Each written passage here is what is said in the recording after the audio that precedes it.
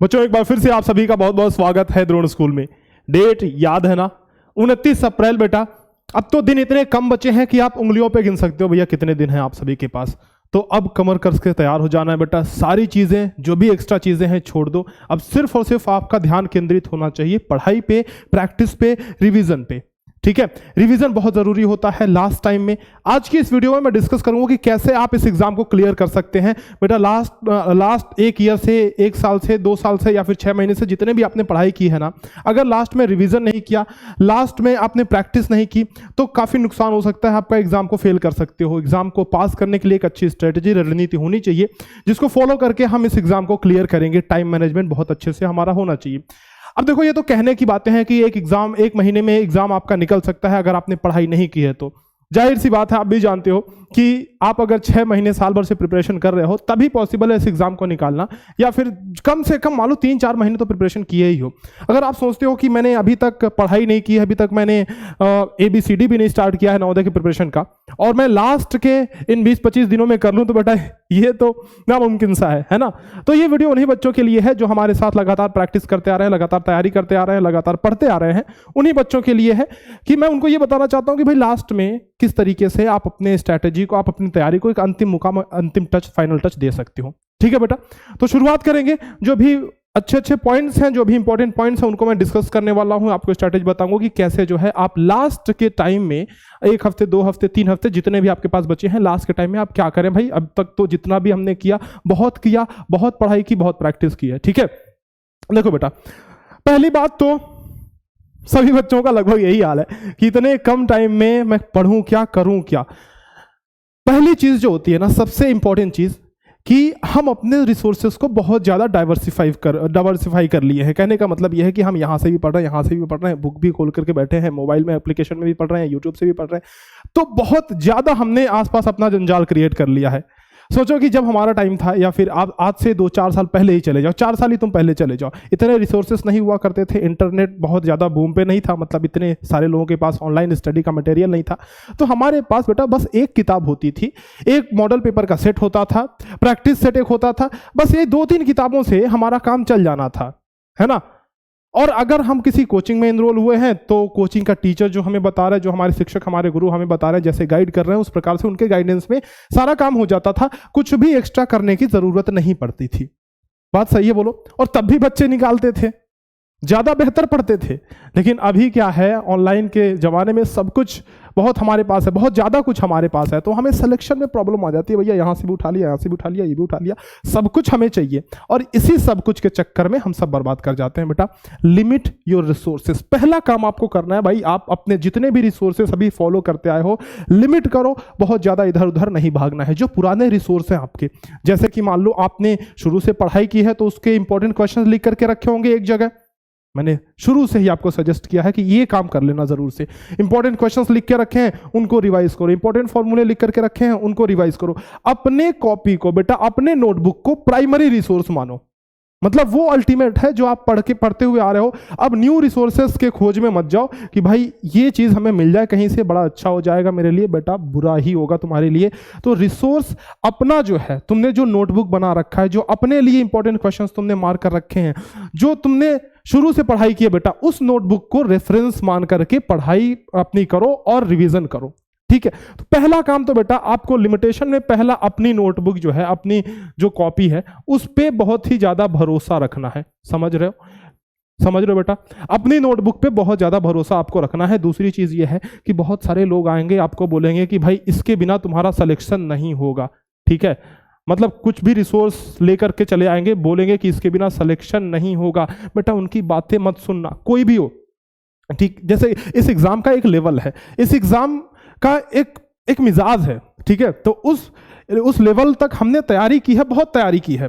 अब कोई बहुत भारी भरकम सा क्वेश्चन, कोई क्वाड्रेटिक इक्वेशन का क्वेश्चन आपके पास लेके आ रहा है, इक्वेशन इन 2 वेरिएबल का क्वेश्चन लेके आ रहा है, कह रहा है भैया ये सॉल्व कर लो, वरना तुम्हारी तो तैयारी जो है सही से हुई नहीं है और तुम्हारी पढ़ाई जो है अच्छे से हुई नहीं है, तुम निकाल नहीं पाओगे। उसको कहो भाई तुम अपने क्वेश्चन अपने पास रखो, हमने जो पढ़ा है हमारे ऊपर भरोसा है। हमारे कंटेंट पे और अपनी पढ़ाई पे मुझे भरोसा है। तो नए चीज़ों को मत फॉलो करो, जो आप करते आए हो, जो पढ़ते आए हो, उन्हीं को दोबारा रिवाइज करो। नए पे बिल्कुल नहीं जाना है, टच नहीं करना है बेटा, किसी भी न्यू चीज़ को आपको टच नहीं करना है। से नो टू न्यू मटेरियल बेटा, न्यू मटेरियल कोई सा भी आपको नहीं लेना है। पहली बात, लिमिट योर सोर्सेज का मतलब यही है।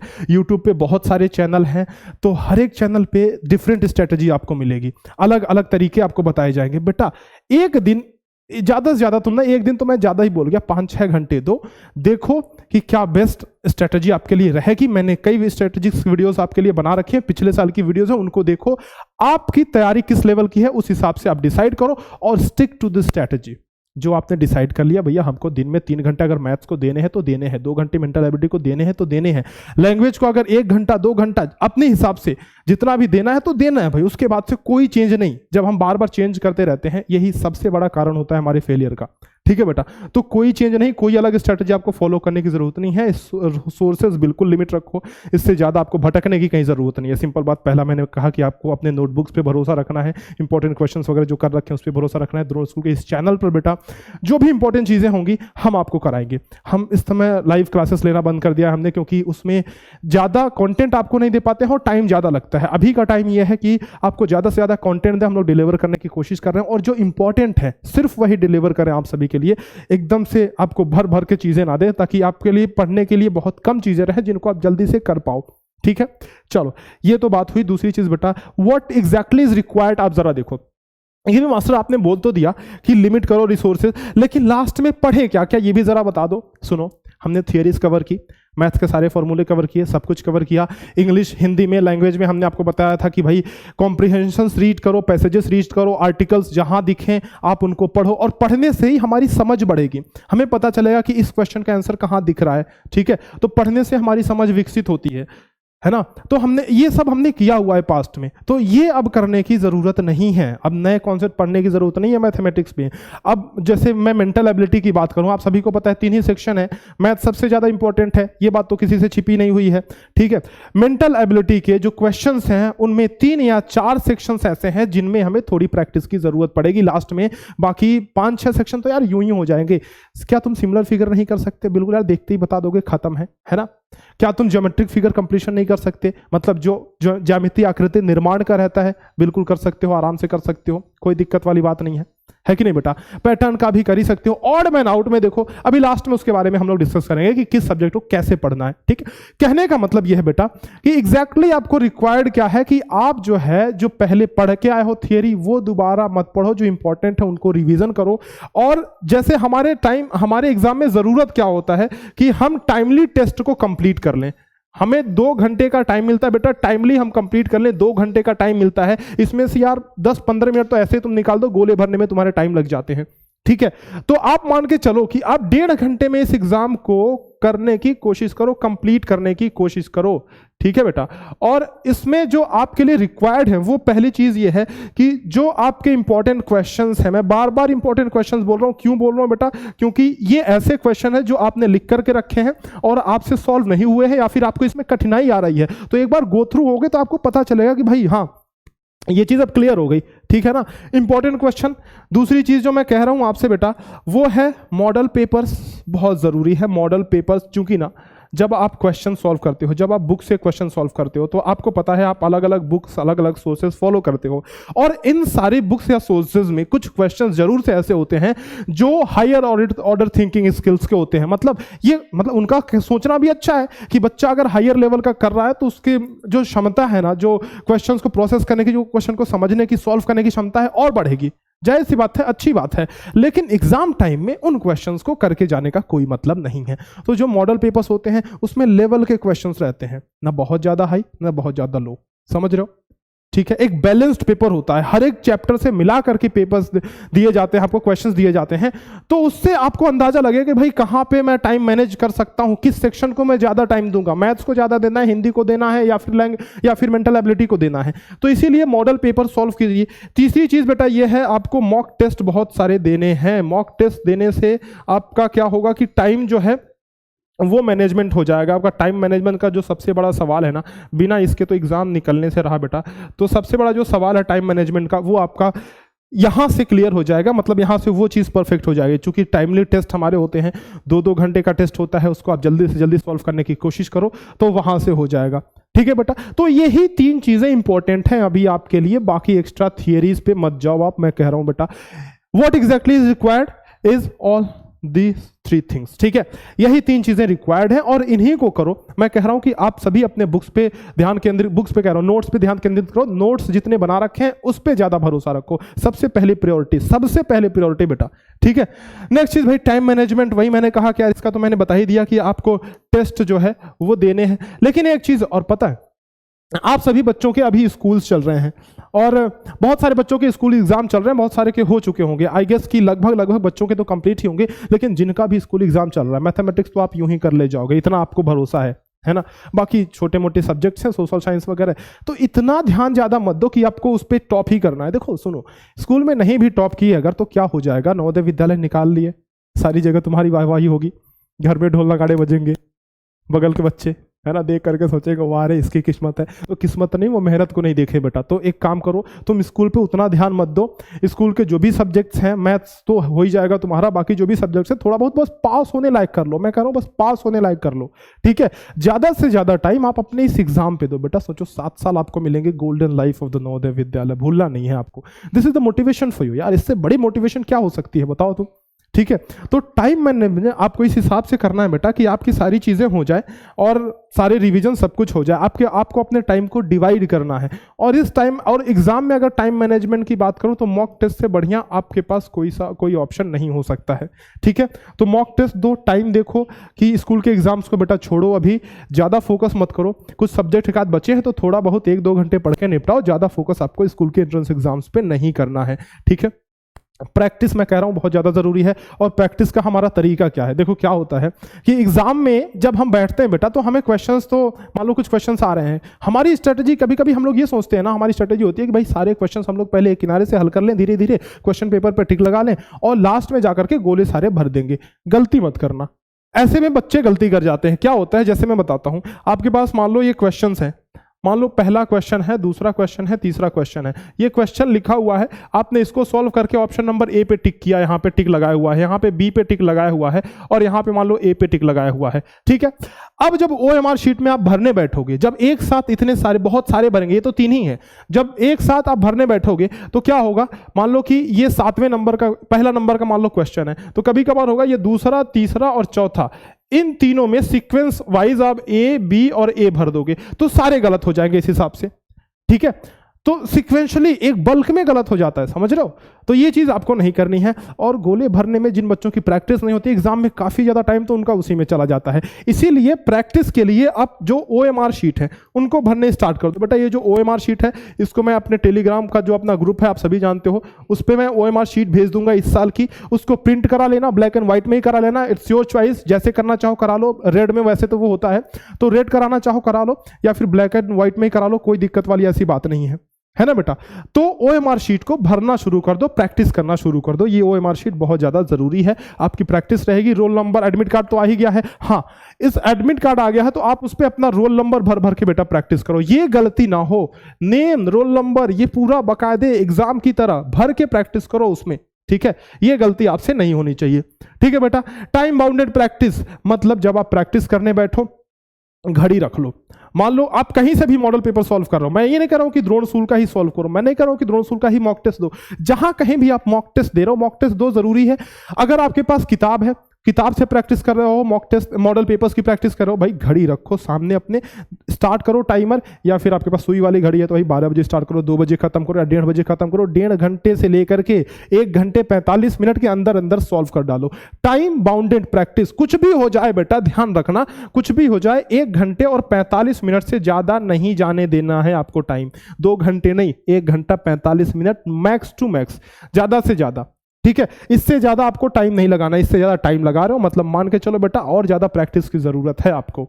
ठीक है, नेगेटिव मार्किंग कोई है नहीं आपके लिए। देखो इसके लिए मैं स्ट्रेटजी तो लास्ट में बताऊंगा कि कैसे आपको क्वेश्चन को टैकल करना है, लेकिन इस बात का ध्यान देना है कि आपको सारे क्वेश्चंस अटेम्प्ट करने हैं। एग्जाम्स में होते हैं नेगेटिव मार्किंग।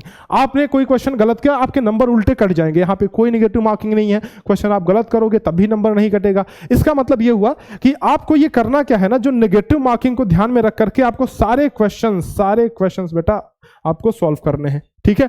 यानी कि आपको कोई क्वेश्चन छोड़ना नहीं है। तो प्रैक्टिस के 3 कंपोनेंट मैंने बताया। पहला, टाइम बाउंडेड प्रैक्टिस करो बेटा, नेगेटिव मार्किंग नहीं है तो आपको सारे क्वेश्चन अटेम्प्ट करना है, ठीक है। OMR शीट भरने की प्रैक्टिस करो। तो इस तरीके से प्रैक्टिस करो, डेली कम से कम 2 मॉडल पेपर लगाओ ही लगाओ इस तरह प्रैक्टिस के साथ, OMR शीट भर करके साथ में, ठीक है बेटा।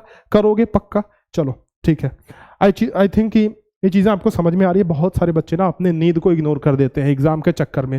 देखो बेटा, ठीक है, आपका एग्जाम जो मान लो कि 29 अप्रैल को है, एक हफ्ते पहले से थोड़ा सा कम सो सकते हो यार, 5 घंटे सो या 6 की जगह, लेकिन 6 कोशिश करो, मिनिमम 6 सो ही।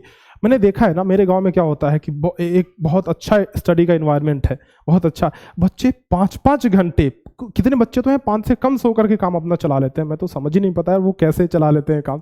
और मेरे गांव से ही हर वर्ष, हर साल मेरे ही नवोदय में, जिस नवोदय में मैं पढ़ा हूं, मेरे ही नवोदय में 10, 12, 15 बच्चे तक जाते हैं, सोचो। तो एग्जाम उतना कठिन नहीं है, बस आपको वो स्ट्रेटजी पता होना चाहिए, वो माहौल आपको मिलना चाहिए बेटा। और ये जब बाहरी दुनिया में ऐसे भटकोगे ना, ये यूट्यूब वाली डिजिटल दुनिया में, बहुत लंबी दुनिया है भाई, बहुत भारी भरकम है, तो इसमें मत भटकना। आपको अपनी चीज़ों पे फोकस करना है, अपने स्ट्रेटजी पे फोकस करना है, इसलिए अपने पर ध्यान दो। बहुत सिंपल बात है, ठीक है। देखो, तो जहाँ तक मैं नींद की बात करूँ, आपका जो एग्ज़ाम होता है वो होता है 10:30 से लेकर के 12:30 बजे तक। और या तो मैं शायद टाइम थोड़ा सा अलग बता रहा हूँ, तो ये मेरे ख्याल से 11 से 1 है या जो भी है, ठीक है। इसको देख लेना एक बार। जब आपका टाइम एग्ज़ाम देने का है, जब आप रियल में एग्जाम दोगे, उस समय तो बिल्कुल भी नहीं सोना है। तो इस समय सोना नहीं है बेटा, बिल्कुल, ठीक है। क्योंकि क्या होता है, हमारी एक बायोलॉजिकल साइकिल होती है, हमारी एक आदत बन जाती है। तो जिस समय पे हमें नींद आ रही होती है, एग्जाम के टाइम पे भी उसी टाइम पे हमें नींद आएगी, अगर हम एग्जाम टाइम पे सो रहे हैं तो, ठीक है। तो डेली इस टाइम तो बिल्कुल भी नहीं सोना है आपको। प्रॉपर स्लीप कहने का मतलब यार 6 से 7 घंटे का नींद तो आप लो ही लो बेटा। नींद को कंप्रोमाइज नहीं करना है। जब आप फ्रेश महसूस करोगे तो आपका दिमाग और तेजी से काम करेगा, आप चीजों को और ग्रैस्प कर पाओगे, अच्छे से समझ पाओगे, ठीक है। तो नींद को आपको कंप्रोमाइज नहीं करना है। नींद कंप्रोमाइज किए तो फिर आपकी 8 घंटे की पढ़ाई 6 घंटे की भी एक्चुअल में नहीं होगी, है ना जी। तो नींद को कंप्रोमाइज नहीं करना है, प्रॉपर स्लीप लो बेटा, इस टाइम पे सोना नहीं है। ये कुछ सजेशंस है मेरे आप सभी के लिए। दूसरी बात ये है कि अगर मॉक टेस्ट की सीरीज आप देना चाहते हो तो मॉक टेस्ट की सीरीज अभी हमने 30 मॉक टेस्ट की सीरीज भी ऐप के अंदर लॉन्च कर दी है और 10 मॉक टेस्ट की सीरीज भी है। आपको जो पसंद आए, जैसे हो, आप 30 या 10 में से कोई सा भी एक ले सकते हो। अगर आप 30 मॉक टेस्ट की सीरीज ले रहे हो तो आपको ये 10 वाला लेने की जरूरत नहीं है, क्योंकि इसमें ये 10 वाला इसमें भी है और प्लस 20 एक्स्ट्रा है, तो 10 + 20, ठीक है। तो 30 वाला लोगे तो इस 10 वाले को मत लेना, दोनों लेने की जरूरत नहीं है, कोई एक अपने हिसाब से ले लेना, प्रैक्टिस कर लेना अच्छे से। मॉक टेस्ट का जो मैंने बताया बेटा, अच्छा मॉक टेस्ट का तो बता ही दिया। एक चीज आपको बताऊं कि जो वीडियो सॉल्यूशंस है ना, एक चीज मैंने आपको बताया था ना, प्रैक्टिस से कंपोनेंट कहां गया, ठीक है। अच्छा चलो, एक चीज और, आप प्रैक्टिस किस किस बेसिस पे करोगे। जैसे कम से कम मैं आपको ये सजेस्ट करता हूं कि कम से कम 8 घंटे तो टाइम अपना दो ही आप इस एग्जाम की प्रिपरेशन के लिए अंतिम में। और इन 8 घंटों में बेटा डेली आप 3 घंटे का time revision plus important question में दो, और प्लस द्रोण स्कूल के यूट्यूब चैनल पे जो चीजें आ रही हैं उसको एक बार जरा देखो, बहुत ज्यादा एक्टिव ना रहो। जो आपको लगता है कि इंपॉर्टेंट है और मैंने नहीं पढ़ रखा है उन्हीं को देखो, सिर्फ उन्हीं को देखो, ठीक है, सिर्फ उन्हीं को बेटा। फिर मैं बोल रहा हूं, द्रोण स्कूल का चैनल भी इतना इंपॉर्टेंट नहीं है जितना तुम्हारा एग्जाम इंपॉर्टेंट है। तो इसीलिए सिर्फ वही वीडियोस जो आपको लगते हैं कि हाँ ठीक है मेरे लिए इंपॉर्टेंट है, उन्हीं को देखो, सारे मत देखो। और हम कोशिश कर रहे हैं कि सारे ऐसे ही वीडियोस डालें जो बिल्कुल फालतू ना हो, बिल्कुल आप सभी के एग्जाम को टारगेट करके ही हो, ठीक है। तो revision plus important question plus Drona school का यूट्यूब चैनल, ये आप 3 घंटे दे दो। मॉडल पेपर और मॉक टेस्ट मिला करके बेटा, कुल मिला करके 5 घंटे का समय आपको इसमें देना है। देखो मैं बता रहा हूं आपको, जब आप मॉडल पेपर सॉल्व करोगे, ठीक है, तो 2 मॉडल पेपर आप सॉल्व कर सकते हो बेटा 2 घंटे के अंदर अंदर। कैसे, आप तो कहोगे मास्टर की 2 घंटे का एक मॉडल पेपर होता है तो कैसे हम कर लें। जो इंपॉर्टेंट क्वेश्चन है जो तुमको नहीं आ रहा है सारे सॉल्व करने की जरूरत नहीं है बेटा। मॉडल पेपर में अब हमारे पास देखो कुल मॉडल पेपर तो 50 है, है ना। तो ये 50 जो हमारे ऐप में है, तो इनको सारे सॉल्व अगर आप करने बैठोगे बेटा अभी से अगर, तो जो क्वेश्चंस आपको आते हैं उनमें टाइम लगेगा तो है ही, है ना। अब ऐसा थोड़ी ना है कि 0 सेकंड में सॉल्व कर दोगे, तो कुछ ना कुछ टाइम जाएगा। तो 1.5 घंटे से लगभग 1.5 घंटे या 1.5 घंटे से ज्यादा का समय आपको लगेगा। जो क्वेश्चन नहीं आते हैं मॉडल पेपर में, देखो भैया ये क्वेश्चन हमें नहीं आ रहे हैं, उसको सॉल्व करो, नहीं आ रहा है तो वीडियो सॉल्यूशन उसी में दिया हुआ है, उसको देखो। तो इस तरीके से आप जब सेलेक्टेड क्वेश्चन सॉल्व करोगे तो 2 घंटे के अंदर आपका हो जाएगा, है ना। अगर आप 8 घंटे से ज्यादा अपना टाइमिंग कर सकते हो तब जाकर के ये पूरे model paper sequence wise solve करो, सारे सॉल्व करो, ठीक है। मॉक टेस्ट की जो मैं बात कर रहा हूं, इसमें 3 घंटे में 2 मॉक टेस्ट निपटा डालो बेटा, 2 मॉक टेस्ट अलग अलग निपटा डालो, 3 घंटे में डेली 2-2 मॉक टेस्ट आप निपटाते जाओ, ठीक है। तो ये टाइम का डिवीजन कर लो, इस हिसाब से कम 8 घंटे डेली पढ़ो बेटा, और इस तरीके से टाइम डिवाइड करके जो जो चीज़ें रिक्वायरमेंट है, जो जो चीज़ें रिक्वायर्ड है, ज़रूरी है आप सभी के लिए, वही चीज़ें करो, बाकी एक्स्ट्रा चीज़ें आपको करने की ज़रूरत नहीं है। जो मॉडल पेपर्स हैं वो मॉडल पेपर्स के साथ वीडियो सॉल्यूशन भी है, इसीलिए बेटा आप वीडियो सॉल्यूशंस को देखो। बाकी एक चीज़ और आपको बता दूं कि अगर आपके कुछ चीज़ें क्लियर नहीं है, कुछ कॉन्सेप्ट क्लियर नहीं है, तो अर्जुन बैच की प्राइस लास्ट के जो 30 डेज या उससे कम के दिन बच रहे हैं उसके लिए हमने 999 रुपया कर दिया है। तो इसमें से इंपॉर्टेंट जो चैप्टर्स हैं, अगर आपने अर्जुन बैच में एनरोल नहीं किया है और आपके कुछ टॉपिक्स अभी आप कंप्लीट नहीं हुए हैं, कुछ टॉपिक्स में आप फंस रहे हो, तो आप इसमें एनरोल कर सकते हो। आपके लिए हमने ये प्राइस लास्ट में जो है 1000 के अंदर अंदर कर दिया। जो इंपॉर्टेंट चैप्टर्स है इसमें सारी चीज़ें हैं बेटा, एक बार जाओ देखो ऐप के अंदर, इसमें सारी चीज़ें हैं। जो इंपॉर्टेंट चैप्टर्स हैं, जो आपको नहीं आ रहे वही पढ़ो, सारे चैप्टर्स पढ़ने की ज़रूरत नहीं है, ठीक है बेटा। इसमें सारे चैप्टर्स पढ़ने की जरूरत नहीं है, नोट्स हैं इसमें जल्दी ही आपको मिल जाएंगे, तो सारी चीज़ें इसमें हैं, आप एक बार जाकर के चेकआउट कर सकते हो अर्जुन बैच जो अभी है। अच्छा, दूसरी बात यह है कि हमने ये ग्रुप बनवाया था और आप सभी ने इसमें ज्वाइन किया हुआ था, लगभग सारे बच्चे इसमें हैं, ठीक है। एक बहुत अच्छा मैं सजेशन देना चाहूंगा बेटा, अभी एग्जाम नजदीक है, ग्रुप में ज़्यादा एक्टिव नहीं रहो, ज़्यादा, भले ही ये हमारा ही ग्रुप है, ठीक है, बात समझ में आती है कि अभी तक हमने प्रैक्टिस की है, तैयारी की है, इसमें खूब सारे डिस्कशन हुए हैं, इसमें दोस्ती वस्ती भी हुई है तुम्हारी, ठीक है। तो अब इस दोस्ती को करो किनारे भैया, अब इस दोस्ती का समय नहीं रह गया है आपके लिए इस ग्रुप में। ऑफलाइन फ्रेंड्स तुम बनाओगे, नवोदय में जाओगे अच्छे फ्रेंड्स बनेंगे, ठीक है, ये ऑनलाइन में के चक्कर में मत पड़ो, ठीक है बेटा। तो इस ग्रुप्स में कम एक्टिव रहो, लेस एक्टिव मतलब आप ना एक आप समय देख लो बेटा कि आधे घंटे मुझे ज़्यादा से ज़्यादा एक्टिव रहना है और उसमें मुझे सिर्फ क्वेश्चन पूछना है, क्वेश्चन बताना है। जो बच्चे सॉल्यूशन दे, जैसे मान लो तुम्हारे और 2 सॉल्यूशन दे रहे हैं, तो उन सॉल्यूशंस को देखो कि कहाँ पे ना वो ज़्यादा अच्छी ट्रिक्स का यूज़ कर रहे हैं, कहाँ मैं उसमें अपने सॉल्यूशंस में सुधार कर सकता हूँ, ठीक है। तो लास्ट में ये काम करना है बेटा, कम एक्टिव रहो इन ग्रुप्स में, ज्यादा एक्टिव रहने की जरूरत नहीं है, आधे घंटे बहुत है तुम्हारे लिए, काफी है बेटा। किसी भी ग्रुप में, चाहे आपका व्हाट्सएप का ग्रुप हो, चाहे आपका टेलीग्राम का ग्रुप हो, चाहे कुछ भी हो बेटा, एक्टिव रहो ही मत, सोशल मीडिया से दूर हो जाओ 1 महीने के लिए, मैं कह रहा हूं, बहुत ही लिमिटेड, जो जरूरी है। यूट्यूब भी अनस्टॉल कर दो अगर जरूरी नहीं लगता तो, टेलीग्राम भी इंस्टॉल कर दो, व्हाट्सएप भी इंस्टॉल कर दो बेटा, डिजिटल मीडिया से दूर रहो। मैं बार बार इस चीज़ पे एम्फेसाइज कर रहा हूँ, आपको ध्यान दिला रहा हूँ, इस चीज़ पे आपको बता रहा हूँ बेटा कि सोशल मीडिया बहुत ज़्यादा खतरनाक आपके लिए साबित हो सकता है, आपके एग्जाम में आपको फेल करवा सकता है, इसीलिए सोशल मीडिया से दूर रहिए। सिंपल सजेशन ये है। लास्ट टाइम है, अपना बेस्ट देने की कोशिश करो। पिछली बार मैं बताऊं, लास्ट में बच्चों ने 1 महीने में इतना जोर लगा दिया बेटा, कमजोर से कमजोर बच्चों को मैंने पास होते देखा है ना, इस चैनल से कमजोर बच्चों के पास होते देखा है। इसलिए ये मत समझो कि यार हमने सालों बहुत अच्छे से पढ़ाई नहीं की तो अब तो हम कर ही नहीं पाएंगे, बेटा डिमोटिवेट नहीं होना है, समझ रहे हो। Give your best. अगर आप मैदान छोड़ करके भागते हो तो आप कायर माने जाओगे, और अगर आप मैदान में लड़ते हो, अगर आप युद्ध में लड़ते हो तो आप योद्धा कहलाते हो, ठीक है। तो मैदान छोड़ के नहीं भागना, नहीं की हो साल भर तैयारी, लास्ट अभी बच्चा है 1 महीने का टाइम, उससे कम ही है, भले ही है, लेकिन गिव योर बेस्ट बेटा, जो भी आप कर सकते हो अपना बेस्ट करो, घबराने की जरूरत नहीं है, डिमोटिवेट होने की जरूरत आपको है ही नहीं लास्ट टाइम पे, ठीक है।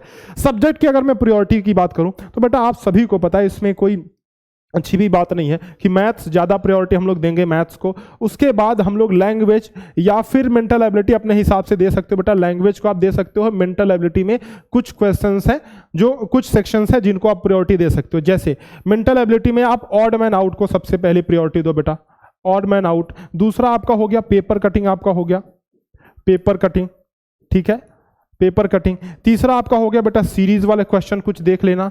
चौथा आपका पैटर्न उतना ज़रूरी तो नहीं लगता है, ज्यामितीय पैटर्न कंप्लीशन वो भी उतना ज़रूरी तो नहीं लग रहा है, इसमें आप कर सकते हो बेटा, पैटर्न को रख सकते हो चौथे पे, ठीक है। हाँ नहीं, उससे पहले तो एनालॉजी रखो बेटा आप, सादृश्यता, एनालॉजी, और 5वां आप पैटर्न को रख सकते हो। बाकी तो कुछ खास ऐसा लग नहीं रहा है मुझे, मिरर का भी हो ही जाएगा आपका। तो ये पांचों चैप्टर्स, इन पे आप ध्यान दो, बाकी पे ज्यादा ध्यान देने की जरूरत नहीं है, उनको प्रैक्टिस करने की जरूरत नहीं है, वो आप कर सकते हो आसानी से। लैंग्वेज में जो हमारी रीडिंग थी बेटा, मतलब जो मैंने बोला था ना कि आप सभी पैसेजेस पढ़ा करो, आर्टिकल्स पढ़ा करो, इस पे आप ज्यादा ध्यान देने की जरूरत नहीं है रीडिंग पे। अब रीडिंग की जगह पे आपको जो मॉडल पेपर के पैसेजेस है ना, उनको देखो क्वेश्चन प्लस आंसर के साथ, ठीक है। पहले हम लोग क्या करते थे, सिर्फ बहुत ज्यादा ध्यान रीडिंग पे देते थे और कहानियां पढ़ते थे, बुक्स पढ़ते थे। अब उन पे ध्यान देने की ज्यादा जरूरत नहीं है। अब क्वेश्चन वाइज प्रैक्टिस करो, क्वेश्चन ओरिएंटेड, क्वेश्चन आंसर के साथ प्रैक्टिस करो। जो आपको मॉडल पेपर्स वगैरह मिलेंगे, जहां से भी मिलते हो, आपके पास जो भी बुक है, क्वेश्चन आंसर के साथ प्रैक्टिस करो, ये आपका काम हो जाएगा लैंग्वेज में, ठीक है। मैथमेटिक्स में जैसा कि मैंने पहले ही आपको बताया कि इंपॉर्टेंट क्वेश्चंस जो आपने लिख करके रखे हैं, प्लस आपके जो नोट्स हैं उस पर ध्यान दो। दूसरी बात है बेटा, मॉडल पेपर्स के जो मैथ्स के क्वेश्चन है और मॉक टेस्ट के मॉडल के क्वेश्चन है, रिवीजन बहुत ज्यादा जरूरी है इन सभी सब्जेक्ट्स के लिए, ये तो आपको बात पता है। सभी सब्जेक्ट्स के लिए रिविजन, खास करके मैथ्स में, इसमें तो कुछ मेंटल एबिलिटी में कुछ ही ऐसे सेक्शन है जिसमें रिवीजन की जरूरत पड़ेगी। लैंग्वेज में तो कोई रिवाइज करना नहीं है, बस इसमें प्रैक्टिस बचा है। हाँ, एक चीज और देखो, बहुत सारे बच्चे ना अभी जो है ग्रामर पोर्शन पे बहुत ज्यादा ध्यान दे रहे होंगे। ग्रामर और प्लस जो आपका वर्ड मीनिंग वगैरह है, पर्यायवाची जो शब्द है, पर्यायवाची जो शब्द है, और प्लस जो है विलोम शब्द, एंटोनिम, सिलोनिम वगैरह, शब्द भंडार पे। तो देखो, ग्रामर से मैक्स टू मैक्स बेटा 2 क्वेश्चन आएंगे, ज्यादा से ज्यादा ग्रामर से 2 क्वेश्चन आएंगे। तो अगर तुम्हारी सारी तैयारी बहुत अच्छे से है, तुमने mock test model paper solve किए हैं, तब तो ग्रामर पे ध्यान दो। अगर नहीं सॉल्व किए बेटा, तो ग्रामर पे ध्यान अभी मत दो। ज्यादा से ज्यादा 2 क्वेश्चन आएंगे इसमें से, है ना। और सोचो कि पर्यायवाची विलोम शब्द कितने ज्यादा हैं, तुम सारे तो रट नहीं सकते हो। लास्ट में मैं कुछ इंपॉर्टेंट दे दूंगा, उनमें से आप रट लेना। लेकिन अगर आपकी तैयारी बहुत अच्छी नहीं हुई है, तो आप इसके चक्कर में मत पढ़ो, इसके पीछे मत पढ़ो बेटा। पर्यायवाची, विलोम, ये सारे शब्द आते हैं, लेकिन ये इतनी ज्यादा इनकी संख्या है ना कि एक साथ आप रट नहीं पाओगे, ठीक है। तो आपका टाइम वेस्ट ही होगा। ग्रामर इतना बड़ा है कि तो सारा पोर्शन कहां से कवर करोगे बताओ। अगर तैयारी हो गई है, ग्रामर आपने पढ़ा हुआ है, रिवाइज करना है तो रिवाइज करो, लेकिन स्टार्टिंग से मत पढ़ो, शुरू से मत पढ़ो। अगर आपने ग्रामर बिल्कुल नहीं पढ़ा है तो शुरू से मत पढ़ो, ठीक है। ये चीजें आप करना बेटा एग्जाम में। चलो, बाकी ये कुछ सजेशंस थे मेरे। आप सभी अगर 2024 के लिए तैयारी कर रहे हैं तो सैनिक अल्फा या नवोदय अल्फा हमारा बैच ले सकते हैं। ये 2024, ये तो 2023 हमारा खत्म होने वाला है। आपके भाई बहन अगर तैयारी कर रहे हैं तो जरूर से सजेस्ट करें। आपने पढ़ाई की है, आपको पता ही है कैसी क्वालिटी एंड कैसी हमारी स्ट्रेटेजी रहती है, कैसा कंटेंट रहता है, ये तो आपको पता ही है बात। तो आप जो है 2024 के लिए आप अपने दोस्तों को रेफरेंस दे सकते हैं नवोदय अल्फा लेने के लिए, और सैनिक अल्फा अगर वो सैनिक स्कूल की तैयारी कर रहे हैं तो। दूसरी बात बेटा, ये जो मॉक टेस्ट की सीरीज है, एक तो 10 मॉक टेस्ट की सीरीज है, एक तो 30 मॉक टेस्ट की भी सीरीज हमने लॉन्च कर दी है, तो ये भी आप देख सकते हैं। और 50 मॉडल पेपर की जो सीरीज है विद वीडियो सॉल्यूशन, वो आपको पता है कि हमारे ऐप में अवेलेबल है। द्रोण स्कूल का ऐप प्ले स्टोर से डाउनलोड करें। किसी भी जानकारी के लिए आप हमें कॉल या व्हाट्सएप कर सकते हैं 6260388361 पे, ठीक है। इस पे कॉल या व्हाट्सएप करके आप मॉक टेस्ट में एनरोल करने के लिए जानकारी ले सकते हैं, बैचेस में एनरोल करने के लिए जानकारी ले सकते हैं। जो अभी हमने बताया, अर्जुन बैच का प्राइस हमने 999 कर दिया है, बहुत ही कम कर दिया है आप सभी को के रिक्वायरमेंट को ध्यान में रखते हुए। तो अगर आपके कुछ चैप्टर्स कंप्लीट नहीं हुए हैं, आपने अर्जुन बैच में एनरोल नहीं किया है, make sure you enrol in the Arjun batch, ताकि आप इस एग्जाम को क्लियर कर पाएं, क्रैक कर पाएं, ठीक है। बाकी मिलते हैं बेटा इसी तरह के अच्छे वीडियोस के साथ। और आपके लिए काफ़ी मैं वीडियोस रिकॉर्ड कर रहा हूँ अभी, इंपॉर्टेंट वीडियोस, जो इंपॉर्टेंट कहने का मतलब जो क्वेश्चंस इंपॉर्टेंट है वो रिकॉर्ड कर रहा हूँ आपके लिए यूट्यूब पे अपलोड करने के लिए। तो ध्यान रखना, नोटिफिकेशन ऑन कर लेना। सारे वीडियोस को नहीं देखना है, मैं फिर कह रहा हूँ, जो आपको इंपॉर्टेंट लगे वो आपको देखना है, ठीक है। चलिए बेटा, आई होप कि सारी चीजें आपको समझ में आई होंगी। स्ट्रैटेजी फॉलो करो, stick to one strategy, limit your sources. ज्यादा सोर्सेज पे नहीं भागना है, कम से कम सोर्सेज पे ध्यान दो। जो चीजें आप पिछले शुरू से पढ़ते आ रहे हो उन्हीं चीजों पे ध्यान दो, ज्यादा भटकना नहीं है, ठीक है। मिलते हैं आपसे नेक्स्ट वीडियो में, तब तक के लिए अलविदा, धन्यवाद।